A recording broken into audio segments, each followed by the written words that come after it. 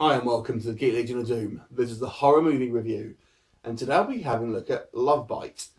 So, Love Bite is a 2012 werewolf film, and I think the idea of this film was to position it as a kind of riding on the coattails of the Twilight franchise, but also the In-Betweeners.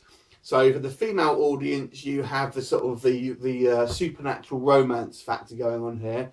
And for the male audience, it basically plays like the In-Betweeners, or it tries to anyway. So let me go in a little bit more detail about what I mean. The basic story is, and there will be some spoilers in here, because I have some issues with it that I can't discuss unless I spoil it, so please bear that in mind. So there's basically it follows four friends, and this is what I mean by the In-Betweeners. And you've got literally carbon copies of at least three of the In-Betweeners. So you've got the kind of like the sort of sensible, kind of like caring one who doesn't want just sex from a girl, just like Jay from the Simon from the In-Betweeners. Then you've got the sort of dumb one who's kind of all he dreams of being is a bin man, and just a kind of like unspeakably stupid, very much like Neil. Then you've got two other characters who basically are just kind of sex mad and keep bullshitting about, sex and all this, and very much like the J character in In-Betweeners. So it's so obvious, but what the main thing here is that they're simply not likable characters, or certainly the three sort of supporting characters. The main one, I guess, is okay, but it was blatantly just trying to sort of rip off the In-Betweeners, and they're not funny. They seem to be like basically these characters are unlikable chavs at the end of the day. And if you basically if you don't know what a chav is, if you're not watching this not from the UK, it's not a good thing. Let me just say that. So basically these guys get invited to a party, and the sort of the main guy, the main one who it focuses over, who's kind of this Simon rip-off. He basically kind of meets this mysterious girl who he absolutely has no chemistry with, I have to say, and strange stuff starts to happen. People go missing, and it turns out that there's a werewolf on the loose, and we're led to believe that this sort of mysterious girl may be the werewolf, and there's kind of a sort of dumbass werewolf hunter staying in a hotel this lad works at with his mum. And the first part of obviously this film, we're led to believe that she might actually be the werewolf.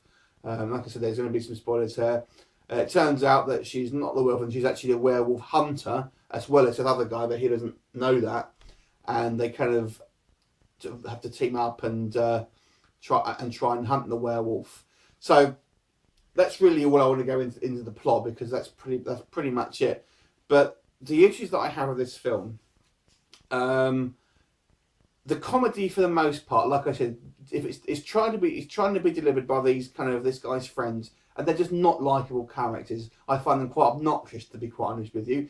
If you've got a very, very, very juvenile sense of humour, you may find it funny, but I like the In-Betweeners. I enjoy the In-Betweeners. This was not the same sort of humour, to be honest with you. They're just not likable characters. There was maybe one funny scene in this where the main guy gets kind of stranded in the nude on the beach, and he's got to kind of run back in the nude. That's kind of funny, I guess. But that was the only thing that I actually found humorous. So there goes the humour part of it. From a sort of romantic side of things, if you're looking at if you want to look at it on the sort of is it going to be like a Twilight? To me, there was no chemistry between they just didn't seem like they would be a couple at all. They're just completely different sort of type of characters, and I just didn't get anything from them like that. So to me, it failed as both a comedy and a sort of a kind of chick flick to me. And I actually watched this with a girl, and she was not liking it either.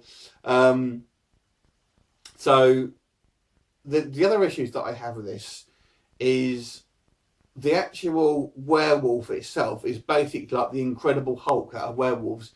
It's absolutely huge. But it seemed to kind of, again, it seemed to change. It's completely CGI creation, but it's like massive. It's like the Incredible Hulk size, and I don't know how something that big is going to be sort of darting around and not being sort of seen by people. It didn't seem like a good idea for a sort of a monster design to me. And so now I'm going to get into the spoiler here. So it turns out that the werewolf that they're hunting is actually the police chief that is kind of who has lived in this place for the whole time. So I was thinking, well, if he was the werewolf, either one or two things has happened. He's either been the werewolf the whole time, in which case, why is there only just started being killings within the last couple of like full moons, last 2-3 months or whatever. So he must have been a werewolf before that point. So why isn't there like a longer history of stuff like this? Or he's got turned into a werewolf more recently, in which case it must be another werewolf. But again, that's to me that just bugged me because I didn't see the logic in that. So it has to be one of those two, and it doesn't appear to be either. The other thing that bugged me with this film is another thing. Again, this is going to be a spoiler. One of these guys' mates gets scratched by the werewolf in a werewolf attack, and he literally immediately starts, because it happens to be on a full moon. So within a couple of minutes, he's sort of turning into a werewolf. And this is one of these guys. He's meant to be this sort of obnoxious, one of these obnoxious twats that I've mentioned.